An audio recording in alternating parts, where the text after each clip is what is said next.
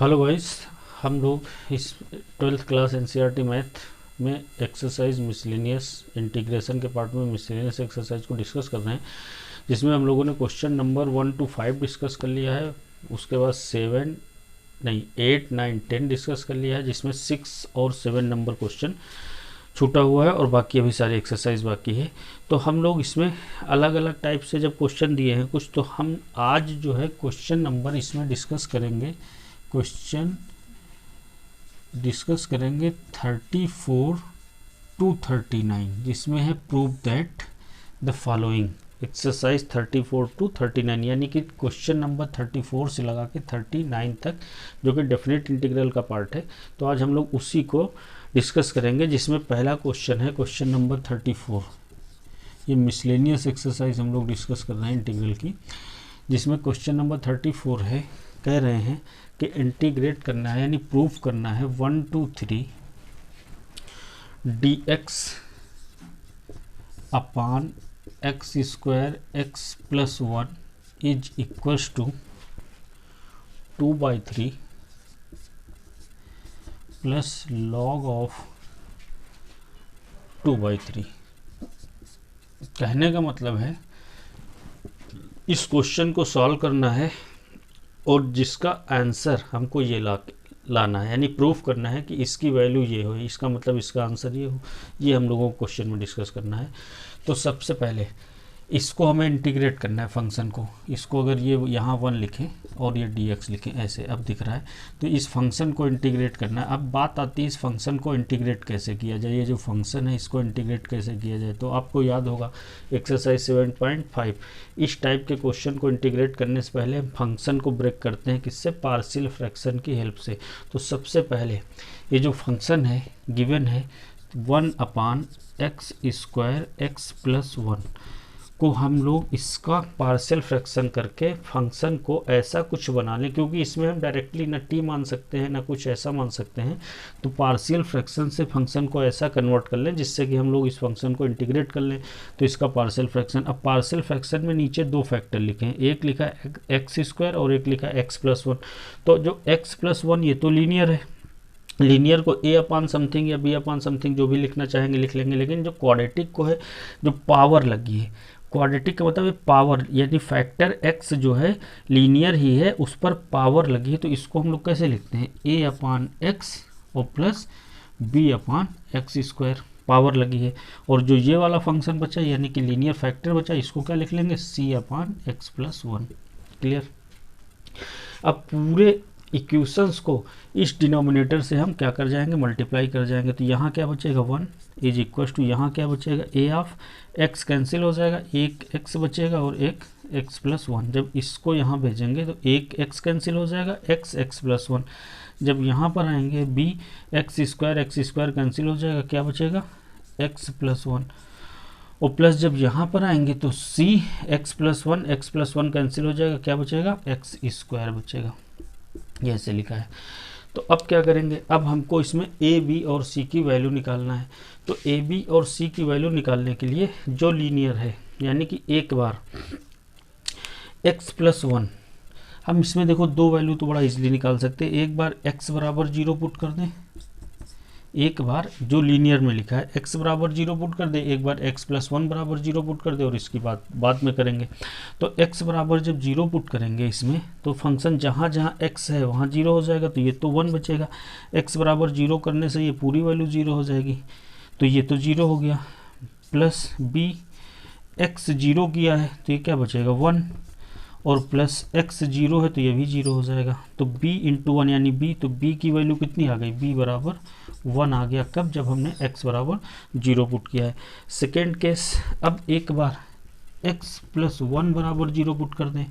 अगर x plus 1 बराबर 0 put कर दें तो x बराबर -1 ये आ जाएगा। अब जहाँ जहाँ x प्लस 1 को 0 किया, तो जहाँ जहाँ x प्लस 1 है वो 0 हो जाएगा। x प्लस 1 यहाँ ये 0 हो जाएगा, x प्लस 1 यहाँ है ये 0 हो जाएगा, ये बचेगा। तो इधर तो बचेगा 1 और इधर पहला पार्ट 0, दूसरा भी 0, और इसमें x बराबर क्या रखेंगे? -1। तो -1 का स्क्वायर 1 होगा, तो 1 यानी c इंटू 1 यानी c बचेगा। तो इससे c बराबर भी क्या आ जाएगा? 1 आ जाएगा। तो ये दो वैल्यू तो हमें इजीली पता चल गई। एक ए बराबर और एक सी बराबर। अब निकालना है हमें, किसकी वैल्यू निकली, नहीं बी बराबर निकला है एंड सी बराबर निकला है। अब हमें निकालना है वैल्यू किसकी, ए की। बी की वैल्यू हमें मिल चुकी है 1 एंड सी की वैल्यू मिल चुकी है 1। हमें अब ए की वैल्यू निकालना, तो इसको हटा दें, ये हो गया। अब क्या करेंगे, अब इसमें हम कुछ जीरो ऐसा डायरेक्टली पुट नहीं कर सकते, तो अब हम इसमें कोफिशिएंट इक्वेट करेंगे लाइक पावर्स के। तो लाइक पावर्स में यानी कि सबसे पहले हायर पावर क्या है, एक्स स्क्वायर है। जब इसका मल्टीप्लाई करेंगे तो ये एक्स स्क्वायर बनेगा, तो यहाँ से कोफिशिएंट क्या हो जाएगा, यहाँ से हो जाएगा ए, और फिर इसका ये x होगा, इसमें कुछ कोफिशिएंट एक्स स्क्वायर का मिलेगा नहीं, यहाँ से मिलेगा हमें c, और यहाँ एक्स स्क्वायर का कोफिशिएंट क्या है 0। तो अब आगे हम x का कोफिशिएंट इक्वेट करेंगे, फिर कांस्टेंट का कोफिशिएंट इक्वेट करेंगे। लेकिन अगर देखा जाए हमको a की वैल्यू चाहिए थी, क्योंकि हमारे पास b आ चुका है और c आ चुका है। अब हमें तीसरा कांस्टेंट a आ चुका है, नहीं b आ चुका है और c आ चुका है, a की वैल्यू चाहिए थी। तो a की वैल्यू तुम्हें केवल इसी कोफिशिएंट को इक्वेट करने से यहीं से मिल रही है, क्योंकि हमको c की वैल्यू मालूम है a प्लस सी बराबर 0। तो ये क्या इम्प्लाइज करेगा, c बराबर -1 या a बराबर -c, और c की वैल्यू क्या है 1 है, तो a बराबर कितना हो जाएगा -1। तो अब हमें बाकी कोफिशिएंट इक्वेट करने की ज़रूरत ही नहीं, हमको a की भी वैल्यू पता चल गई, a बराबर -1। ठीक है, तो बस अब हम जब वैल्यू इक्वेट हो गई तो अब हम बाकी वैल्यू इक्वेट करने की ज़रूरत नहीं, जब हमें वैल्यू पहले ही निकाल लिए हैं तो अब उसकी ज़रूरत नहीं है। तो बस इस इक्वेशन का काम ख़त्म। अब हमने जब इसको पार्शियल फ्रैक्शन से ब्रेक किया तो अब सारी वैल्यू पुट कर दो, यानी इस फंक्शन को। तो a की वैल्यू क्या आई है -1, तो हम यहाँ तो रख देंगे a की जगह पे -1, तो माइनस ये पहले और ये 1 हो गया। b की वैल्यू क्या आई है 1, तो b की जगह पे क्या रख देंगे 1। c की वैल्यू भी क्या आई है 1, तो c की जगह पे क्या रख देंगे 1। अब हमसे कहा गया था इसको इंटीग्रेट करो dx, तो हम इसे इंटीग्रेट करने के लिए कहा गया, तो हम इसे इंटीग्रेट कर जाएंगे। तो ये dx और ये dx और ये dx, क्लियर। इस फंक्शन को इंटीग्रेट करना था, इस फंक्शन को पार्शियल फ्रैक्शन की हेल्प से तोड़ के हमने ये बना लिया। इसमें लिमिट थी 1 to 3, तो लिमिट यहाँ 1 to 3, तो हर जगह लिमिट क्या लग जाएगी 1 to 3, 1 to 3 एंड 1 to 3। अब इससे इंटीग्रेट कर जाएंगे तो ये माइनस इसकी वैल्यू क्या होगी log ऑफ mod x, और इसकी वैल्यू क्या होगी जब इसे इंटीग्रेट करेंगे तो ये फंक्शन कहाँ जाएगा, ऊपर जाएगा x की पावर -2, तो ये बनेगा x की पावर -2 और x की पावर -2 + 1 अपान -2 + 1, तो क्या बनेगा माइनस का 1 अपान x आ जाएगा। कर दें डायरेक्ट, चलो एक बार लिख लेते हैं 1 2 3 x -2 और dx, और इससे तो आप जानते ही हैं क्या करेंगे log ऑफ mod x + 1, और यहाँ लिमिट कितनी है 1 2 3, और यहाँ पर भी लिमिट हमारी कितनी है 1 2 3। तो अब यहाँ पे चाहे तो हम लिमिट अप्लाई कर दें, यहाँ पे हम चाहें तो लिमिट अप्लाई कर दें, या अच्छा चलो एक बार इसको इंटीग्रेट कर लेते हैं तब लिमिट अप्लाई करते हैं। माइनस log ऑफ x, और ये क्या आ जाएगा 1 2 3, ये माइनस इसके साथ है, प्लस जब इसको इंटीग्रेट करेंगे तो क्या आएगा x की पावर -2 + 1 अपान -2 + 1, तो ये बचेगा x की पावर -1 एंड नीचे -1, तो यहाँ पर आ जाएगा माइनस, और ये x की पावर -1 को नीचे 1 अपान x, हम डायरेक्ट इसको लिखे नहीं थे, लेकिन ये वैल्यू ये कितना आएगी 1/3 and plus log of 1 + x, और लिमिट कितनी है 1 to 3, लिमिट अप्लाई करना है। तो यहाँ क्या आ जाएगा, ये माइनस पहले है, ये जब 3 रखेंगे तो log 3 माइनस का log 1, ये बचा। यहाँ पे माइनस जब 3 रखेंगे तो ये 1/3, और ये जब 1 रखेंगे तो 1/1 यानी कि 1 हो जाएगा। जब यहाँ पर आएंगे तो log ऑफ 1 + x, x में 3 रखेंगे तो 3 + 1 कितना हो जाएगा 4, और माइनस जब 1 रखेंगे तो log ऑफ 2 हो जाएगा। क्लियर है। तो यहाँ पर कुछ log ऑफ 2 लास्ट में लिखा है, दिख नहीं रहा होगा, इसको पहले हटाते हैं।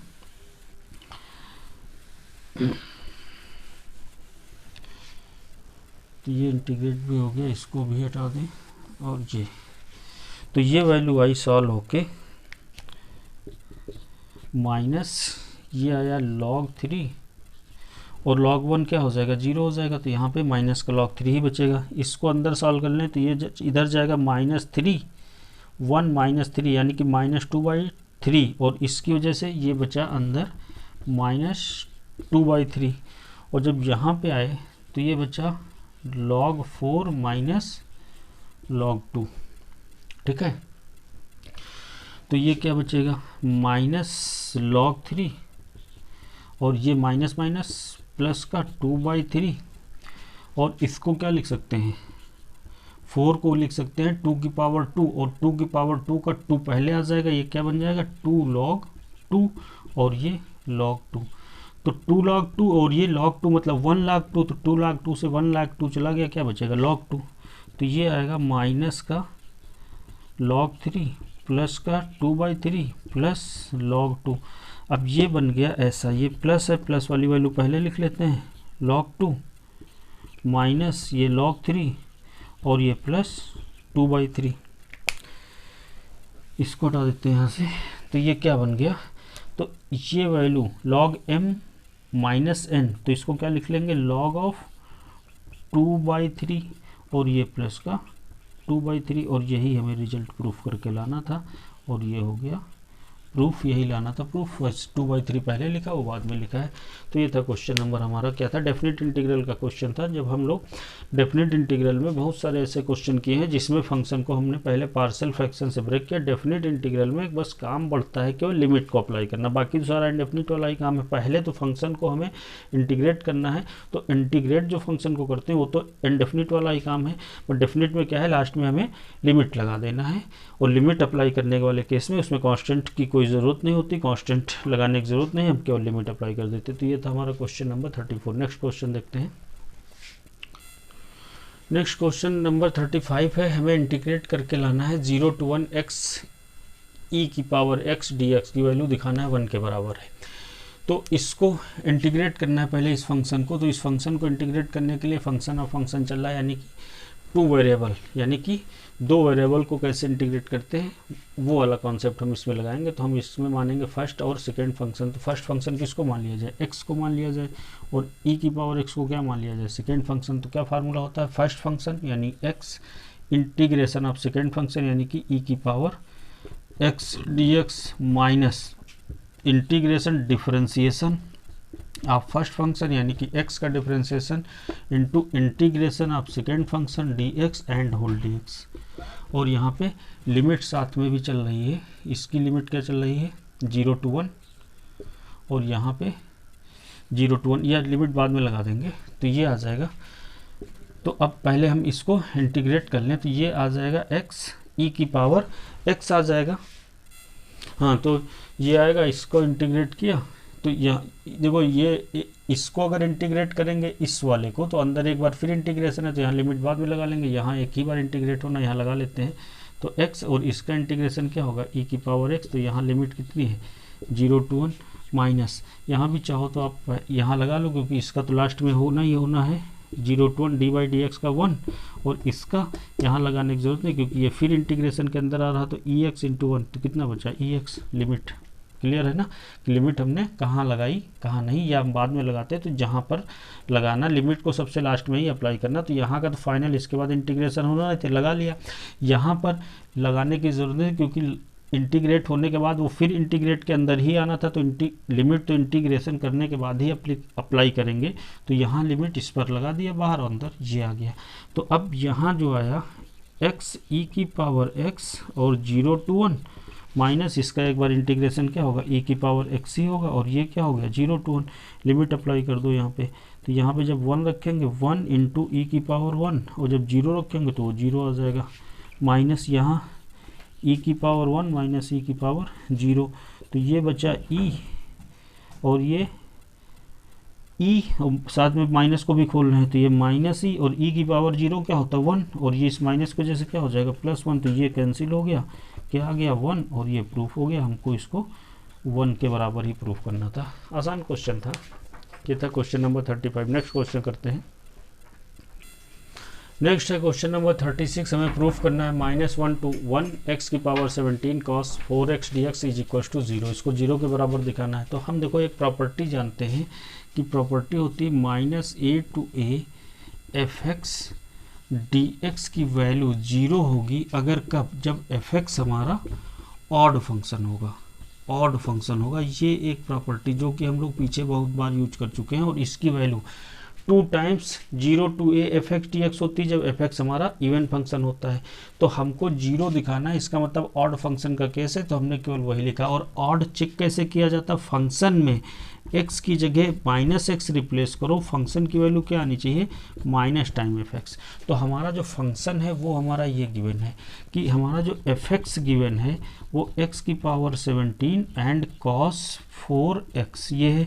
तो अगर हम फंक्शन में x की जगह -x रिप्लेस करेंगे तो ये हो जाएगा -x की पावर 17 और ये cos -x की होल पावर 4 ऐसे लगा दें, ठीक है। तो ये x माइनस की पावर ऑड है तो माइनस बन जाएगा x की पावर 17, और cos minus theta cos theta ही बनता है, तो ये cos की पावर 4x ही हो जाएगा। तो अब ये हमारा फंक्शन है और माइनस पहले आ गया यानी कि माइनस टाइम आ गया। तो अगर तो इसका मतलब हमारा जो फंक्शन है वो कैसा फंक्शन है, ऑड फंक्शन है। ये हमारा फंक्शन कैसा है, ऑड फंक्शन है। तो अगर ये ऑड फंक्शन है तो इंटीग्रल की वैल्यू क्या हो जाएगी, 0 हो जाएगी। तो आपको डायरेक्ट लिख देना, since the given function is an odd function therefore the integral will be 0। समझ गए। ये हम एक प्रॉपर्टी का यूज किया जो कि प्रॉपर्टी हम लोग डेफिनेट इंटीग्रल में लास्ट एक्सरसाइज में, पूरी एक्सरसाइज प्रॉपर्टी पर ही डिपेंड है। उस पर उस एक्सरसाइज में कई क्वेश्चन ऐसे आए जो इस प्रॉपर्टी से लगे हैं, तो इसकी वैल्यू डायरेक्टली क्या होगी, जो डायरेक्टली रही इस प्रॉपर्टी की हेल्प से वैल्यू आ गई 0। तो ये था हमारा क्वेश्चन नंबर 36। नेक्स्ट क्वेश्चन देखते हैं। क्वेश्चन नंबर 37 है, हमें प्रूफ करना है 0 to π/2 sine cube X D X की वैल्यू दिखाना है 2/3 के बराबर, यानी कि इसकी वैल्यू को प्रूफ करना है इज इक्वल टू 2/3। तो हम लोग इसको कैसे इंटीग्रेट करेंगे, जरा सोचिए। साइन क्यूब एक्स, तो इसको इंटीग्रेट करने के एक से ज़्यादा भी मेथड हैं कि साइन 3x वाले फार्मूले से साइन क्यूब एक्स की वैल्यू भी रख सकते हैं, या फिर आप ऐसे भी इसको कर सकते हैं। देखो 0 to π/2 साइन क्यूब एक्स को हम क्यों ना ऐसा लिख लें, sine square x into sine x और डी एक्स, ऐसा लिख सकते हैं। और साइन स्क्वायर एक्स को हम क्या लिख सकते हैं, 1 माइनस कॉस स्क्वायर एक्स लिख सकते हैं ऐसा, और ये साइन एक्स डी एक्स। अब हम कॉस एक्स को टी सपोज कर लें तो ये क्या हो जाएगा, sine X D X with minus sine बराबर डी टी, कि साइन कॉस एक्स का डिफ्रेंसिएशन क्या होता है, माइनस साइन एक्स। तो ये क्या बन जाएगा, साइन एक्स डी एक्स बराबर माइनस टाइम डी टी। ये आ गई साइन एक्स की वैल्यू। अब चाहे तो लिमिट को भी चेंज कर लें यहीं पर, और चाहे तो लिमिट ना चेंज करें, फंक्शन को रिप्लेस कर दें, पुट कर दें, इंटीग्रेट कर लें, और वापस फिर एक्स में फंक्शन को कन्वर्ट कर लें, तब लिमिट अप्लाई करें। एक तो मेथड ये, और एक मेथड चाहे यहाँ पे लिमिट को चेंज कर दें। चलो लिमिट को चेंज ही कर लेते हैं।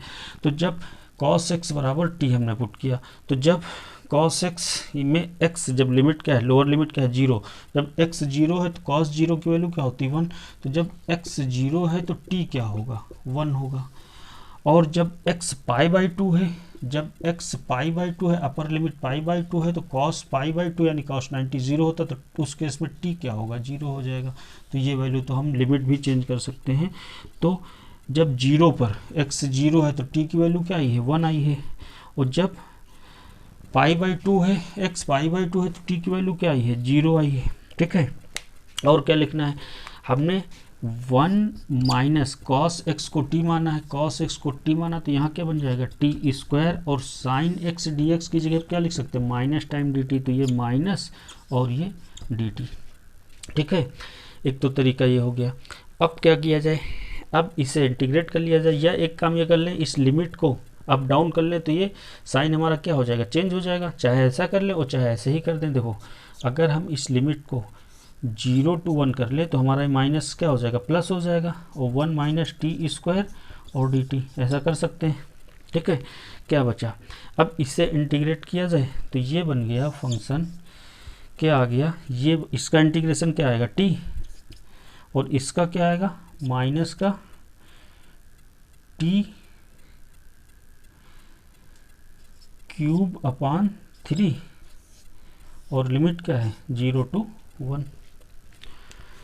इसका आएगा t और इसका क्या आएगा t की पावर 2 + 1 अपान 2 + 1 3। अब लिमिट अप्लाई कर दें तो जब 1 रखेंगे तो ये क्या आ जाएगा 1 माइनस 1 का क्यूब यानी 1/3, और जब 0 रखेंगे तो दोनों ही 0 हो जाएंगे। तो ये 1 माइनस 1/3 की वैल्यू कितनी हो जाएगी, ये दिख रहा होगा यहाँ पे, 1 माइनस 1/3 की वैल्यू कितनी हो जाएगी, 2/3। 3 माइनस 1 2/3, और 2/3 ही हमें प्रूफ करना था, तो ये बस प्रूफ हो गया। समझ गए ना कि ये था हमारा क्वेश्चन नंबर 37। तो इसमें कुछ ऐसा बहुत ज़्यादा डिस्कस बाद में भी नहीं करने वाला है, आसान सा क्वेश्चन था, क्वेश्चन नंबर 37। नेक्स्ट क्वेश्चन करते हैं। ये क्वेश्चन नंबर 38 है। हमें इंटीग्रेट करना है 0 to π/4 2 times tan cube x dx बराबर 1 माइनस log2। ये है क्वेश्चन, ये हमें इंटीग्रेट करना है। तो अब इसे इंटीग्रेट कैसे करें, इस 2 को यहाँ से हटा दें तो इसका तो इंटीग्रल के अंदर कोई काम ही नहीं रहेगा, 2 तो बाहर आ जाएगा। अब बचा function tan cube x। tan cube x को हम क्या लिख सकते हैं, यही देखो चेंज कर रहे हैं, tan क्यूब, चलो अगली लाइन में लिखते हैं 2 0 to π/4 tan क्यूब x को हम ऐसा लिख सकते हैं tan x और tan स्क्वायर x और dx, जैसा अभी क्वेश्चन साइन क्यूब x वाला किया था उसको भी ब्रेक कर लिया। तो यहाँ पर 2 0 to π/4 tan x तो ऐसे ही रहा, और tan स्क्वायर x को क्या लिख सकते हैं, sec स्क्वायर x माइनस 1। ये हम लोग आइडेंटिटी जानते हैं, sec square theta minus tan square theta is equal to 1। ठीक है, तो हम इससे इसको कन्वर्ट कर लिए sec स्क्वायर x। अब ये इंटीग्रल हमारा 0 to π/4, ये इसके साथ मल्टीप्लाई हुआ, क्या आया tan x, या tan x को उस तरफ लिख लेंगे sec स्क्वायर x, या ऐसे ही लिखा रहने दो, समझ, tan x और sec स्क्वायर x और dx। जब इसको इसके साथ मल्टीप्लाई किया ये ऐसे आया, और जब ये इसके साथ मल्टीप्लाई होगा तो क्या 2 तो दोनों के साथ रहेगा, तो 2 टाइम्स 0 to π/4, और ये जब इसके पास जाएगा क्या आएगा tan x dx। ठीक है, अब हमारा इंटीग्रल 2 में ब्रेक हो गया, एक ये और ये किया। अब हमें इसे भी इंटीग्रेट करना और इसे भी इंटीग्रेट करना। तो इसे इंटीग्रेट करने के लिए क्या करेंगे, इसे इंटीग्रेट करने के लिए देखो tan x को अगर t मान लें तो क्या आ जाएगा sec स्क्वायर x dx बराबर dt। लिमिट चेंज कर लें तो एक तो ये sec स्क्वायर x dx की जगह पे sec स्क्वायर x dx की जगह पे dt मिल गया। अब tan x को t माना है तो लिमिट को भी चेंज कर लें, तो यही लिमिट रखने में आसानी हो जाएगी। तो जब tan x में x 0 है, लोअर लिमिट 0 है तो x 0 है, तो जब x 0 है तो t 0 होगा क्योंकि tan 0 0 होता है। जब x π/4 है तो t क्या हो जाएगा, t 1 हो जाएगा। tan π/4 की वैल्यू क्या होती है, 1 होती है। तो ये हमारा लिमिट आया 0 to 1। क्लियर। अब sec square x dx, sec square x dx की जगह पर dt रख देंगे, और tan x को क्या माना है, t माना है, तो ये आ जाएगा t इंटू dt। और यहाँ 2 टाइम्स 0 to π/4 tan x का इंटीग्रेशन क्या होगा, log ऑफ sec x, और लिमिट क्या है 0 to π/4। क्लियर है। अब हमें क्या करना है, इसमें केवल लिमिट अप्लाई करना है। तो ये सब हटा देते हैं, ये हटा दिया जाए, ये हटा दिया जाए, और इसको भी हटा दिया जाए। तो इससे इंटीग्रेट अभी करना बाकी है। तो ये हो जाएगा 2 टाइम्स, ये क्या बन जाएगा t स्क्वायर बाई 2, और लिमिट कितनी है 0 to 1। यहाँ 2 और यहाँ लिमिट लगा दें तो π/4 रखेंगे, तो ये log sec π/4 की वैल्यू क्या होती, cos π/4 की वैल्यू होती 1/√2, तो sec π/4 की वैल्यू क्या होगी √2, और फिर 0 cos 0 1, तो sec 0 भी क्या हो जाएगा 1, तो ये हो जाएगा 1 हो जाएगा, तो ये क्या आ जाएगा log ऑफ 1। ठीक है। तो अब यहाँ जब लिमिट लगाएंगे 1 रखेंगे तो 1/2, 0 रखेंगे तो 0, 2 टाइम्स 1/2, यहाँ बचेगा -2 टाइम्स, यहाँ इसको इस √2 को क्या हम ऐसा लिख सकते हैं, यहीं लिख दें ऐसा, इसकी पावर 1/2 है, और लॉग के केस में पावर स्टार्टिंग में, और ये log 2 ये आ जाएगा, और log 1 तो 0 होता है, तो ये अगली वैल्यू 0 हो जाएगी। तो ये इससे कैंसिल हुआ, ये आया 1 माइनस, इसको हटा दें नीचे वाली वैल्यू को, ये तो हो गया, ये 1 आया, और यहाँ क्या बचा, ये जब इसके पास गया तो ये 2 कैंसिल हो जाएगा, क्या बचेगा माइनस का log 2, और ये तो 0 ही है, और ये हमारा रिजल्ट आया, क्या यही प्रूफ करना था log 2, तो ये हमारा रिजल्ट प्रूफ हो गया। समझ गए ना? क्या किया, tan क्यूब एक्स को पहले ब्रेक किया, tan x into ten square x, ten square x में एक आइडेंटिटी लगाई ट्रिग्नोमेट्री की, और उस आइडेंटिटी से लगा के फिर फंक्शन को अंदर मल्टीप्लाई किया, तो इंटीग्रल हमारा दो पार्ट में ब्रेक हुआ। एक इंटीग्रल में tan x को t माना तो वो इजीली इंटीग्रेट हो गया, और एक इंटीग्रल जो जिसे tan x को इंटीग्रेट करना था उसका तो हम डायरेक्ट फार्मूला ही जानते हैं, उससे किया और लिमिट अप्लाई किया और रिजल्ट आ गया। तो ये था हमारा क्वेश्चन नंबर कौन सा, 38। अब नेक्स्ट क्वेश्चन 39, लास्ट क्वेश्चन देखते हैं आज का। तो नेक्स्ट क्वेश्चन 39 नंबर क्वेश्चन है, हमें इंटीग्रेट करना है 0 to 1 sine inverse X D X is equal to π/2 - 1। तो अब ये देखो बड़ा इंटरेस्टिंग क्वेश्चन है कि sign inverse X D x को हम लोग कैसे इंटीग्रेट करेंगे।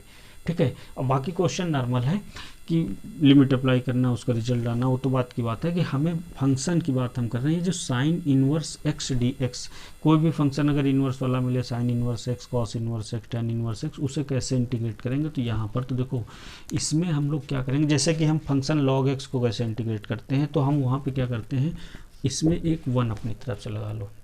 ठीक है, अब हम इसमें करेंगे फर्स्ट इंटू सेकेंड फंक्शन वाला, और इसे मान लेते हैं फर्स्ट फंक्शन, और इससे 1 को मानेंगे हम सेकेंड फंक्शन, जैसे लॉग वाले केस में करते हैं। तो क्या फार्मूला होता है, first function means sign inverse x, sign inverse x into integration of second function. तो इंटीग्रेशन ऑफ सेकेंड फंक्शन क्या है, 1 है, और 1 का इंटीग्रेशन क्या होगा x, और लिमिट हमारी क्या है 0 to 1, 0 to 1 माइनस है sine inverse integration differentiation of first function. First function हमारा क्या है साइन इनवर्स एक्स, इसका डिफरेंशिएशन सभी लोग जानते हैं 1 minus x square, into integration of second function. Integration of second function क्या है, x था और 1 था, 1 का इंटीग्रेशन क्या होगा x होगा इंटू डी एक्स, और यहाँ लिमिट कितनी चल रही थी 0 to 1। तो यहाँ पर जब हमें लिमिट लगानी है, यहाँ हमें लिमिट लगानी थी, लिमिट तो पूरे में लगनी है, तो यहाँ पे हमारी x और ये लिमिट हमारी यहाँ नहीं, यहाँ लगेगी।